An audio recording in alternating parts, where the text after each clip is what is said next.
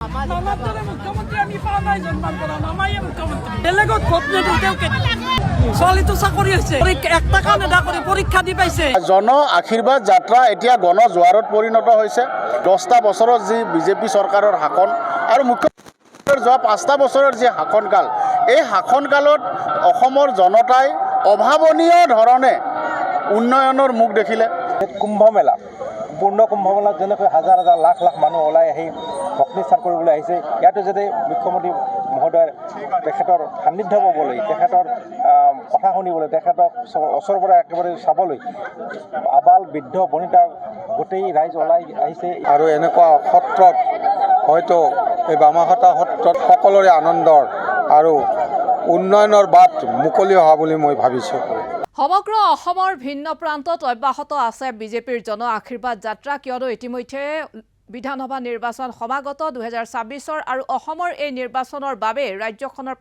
প্ৰতিটো প্ৰান্তত এতিয়া শাসকীয় পক্ষয়ো চলাইছে প্ৰচাৰ অভিযান আৰু বিজেপিয়ে যেহেতুকে জন আশীৰ্বাদ যাত্ৰা আৰম্ভ কৰিছে আৰু ৰাইজৰ বিপুল সঁহাৰি লাভ কৰিছে দলটোৱে আজিৰ দিনটোত নামনি অসমৰ তিনিটাকৈ প্ৰান্তত মুখ্যমন্ত্ৰী ডক্টৰ হিমন্ত বিশ্ব শৰ্মাৰ উপস্থিতিত আৰম্ভ হৈছে এই যাত্ৰা আৰু লগতে দেখিবলৈ পোৱা গৈছে বজালিৰ বামাখাতা সত্ৰত সেৱা ললে মুখ্যমন্ত্ৰী ডক্টৰ হিমন্ত বিশ্ব শৰ্মাই বজালিৰ পৰা আৰম্ভ কৰা এই যাত্ৰাত মুখ্যমন্ত্ৰী ডক্টৰ হিমন্ত বিশ্ব শৰ্মাক সংগ দিয়ে মন্ত্ৰী ৰঞ্জিত দাস মন্ত্ৰী জয়ন্ত মল্লবৰুৱা মন্ত্ৰী চন্দ্ৰমোহন পাটোৱাৰী বিজেপিৰ ৰাজ্যিক সভাপতি দিলীপ শইকীয়াকে ধৰি হাজাৰ হাজাৰ বিজেপি কৰ্মীয়ে ৰাইজৰ মন্তব্য ল'বলৈ যেহেতুকে আমি চেষ্টা কৰিছিলোঁ বিজেপিৰ ফালৰ পৰা বা বিজেপি চৰকাৰৰ শাসনকালত সেই প্ৰান্তকেইটাত কেনেকুৱা ধৰণৰ উন্নতি হৈছে বা ৰাজ্যখনৰ কেনে ধৰণৰ উন্নতি হৈছে সেই সন্দৰ্ভত আমি প্ৰশ্ন উত্থাপন কৰিছিলোঁ যেহেতুকে বজালিত আমাৰ দুই সতীৰ্থ সাংবাদিক উপস্থিত আছে ৰঞ্জন কুমাৰ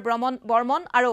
নিপু বায়ন ৰঞ্জন কুমাৰ বৰ্মন আৰু নিপু বায়নে এই ক্ষেত্ৰত প্ৰশ্ন উত্থাপন কৰিছিলে জনতাৰ পৰা মন্তব্য ল'বলৈ চেষ্টা কৰিছিলে বিজেপিৰ জন আশীৰ্বাদ যাত্ৰাত ৰাইজৰ অভূতপূৰ্ব সঁহাৰি দেখিবলৈ পোৱা গৈছে ৰাইজে আমাৰ সতীৰ্থ সাংবাদিকৰ প্ৰশ্নৰ উত্তৰত কিছু কথা কয় তেওঁলোকে কৈছে যে আমাক বিজেপিৰ চৰকাৰ লাগে অৰ্থাৎ ৰাইজক লাগে বিজেপিৰ চৰকাৰ ৰাজ্যক লাগে কেৱল উন্নয়নৰ সফুৰা ৰাজ্যখনৰ প্ৰতিটো প্ৰান্ততে হাজাৰ হাজাৰ ৰাইজে সমৰ্থন জনাইছে বিজেপিক ৰাজ্যৰ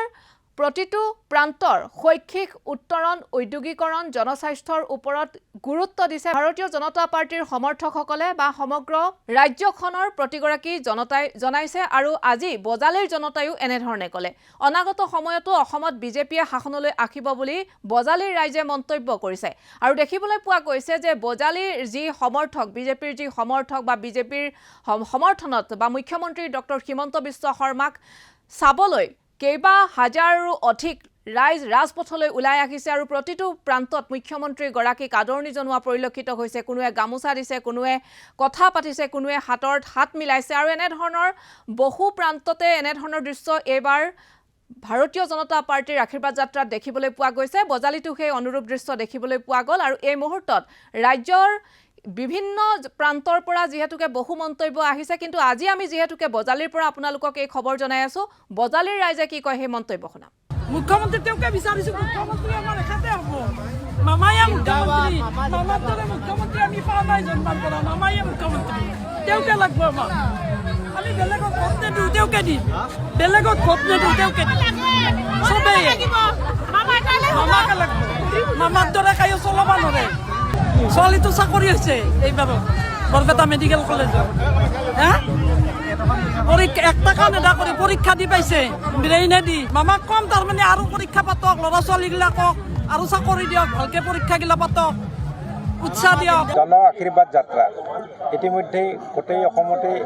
ৰাইজৰ অভূতপূৰ্ব সঁহাৰি পাইছে গতিকে এইটো এটা জন আশীৰ্বাদ যাত্ৰাই নহয় এটা যেন জনসমুদ্ৰত পৰিণত হৈছে ইতিমধ্যে এইটো কথা আপোনালোক প্ৰত্যেকে আমি গম পাইছোঁ যে কুম্ভ মেলা পূৰ্ণ কুম্ভ মেলাত যেনেকৈ হাজাৰ হাজাৰ লাখ লাখ মানুহ ওলাই আহি ভক্তি স্থান কৰিবলৈ আহিছে ইয়াতো যাতে মুখ্যমন্ত্ৰী মহোদয়ৰ তেখেতৰ সান্নিধ্য পাবলৈ তেখেতৰ কথা শুনিবলৈ তেখেতক ওচৰৰ পৰা একেবাৰে চাবলৈ আবাল বৃদ্ধ বনিতা গোটেই ৰাইজ ওলাই আহিছে ইতিমধ্যে আমাৰ বজালিতো যথেষ্ট সংখ্যক মানুহে এতিয়া ভিৰ কৰিছে আপোনালোকে দেখিবলৈ পাইছেই ইতিমধ্যে জন আশীৰ্বাদ যাত্ৰাই গোটেই অসমতে গণ জোৱাৰৰ সৃষ্টি কৰিছে সকলোৱে দেখিছে অসমবাসী ৰাইজে দেখিছে যে মুখ্যমন্ত্ৰী মহোদয়ৰ নেতৃত্বত যি জন আশীৰ্বাদ যাত্ৰা সমগ্ৰ অসমতে চলি আছে এই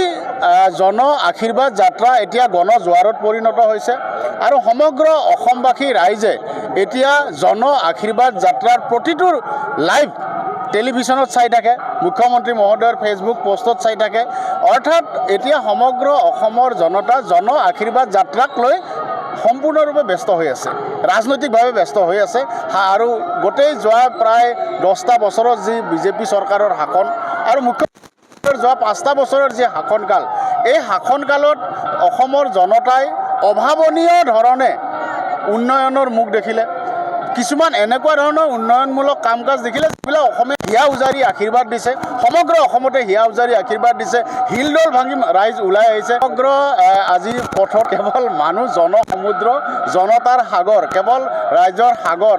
এই জন আশীৰ্বাদ যাত্ৰাটো এনেকুৱা নহয় যে আমি সংগঠিত কৰি মানুহ আনিবলগীয়া হৈছে। মানুহ স্বতঃস্ফূৰ্তভাৱে ৰাইজ ৰাজপথলৈ ওলাই আহিছে মুখ্যমন্ত্ৰী মহোদয়ক এবাৰ ওচৰৰ পৰা চাবৰ কাৰণে, মুখ্যমন্ত্ৰী মহোদয়ক এবাৰ আশীৰ্বাদ দিবৰ কাৰণে। ধৰণৰ উন্নয়ন কেতিয়াও কল্পনাই কৰা নাছিল, তেনেকুৱা উন্নয়ন অসমৰ জনতাই দেখিলে। সেইকাৰণে আশীৰ্বাদ দিবৰ কাৰণে ৰাইজ এতিয়া হিয়া উজাৰি আশীৰ্বাদ দিব আৰু তাৰ কাৰণে ৰাইজ স্বতঃস্ফূৰ্তভাৱে ওলাই আহি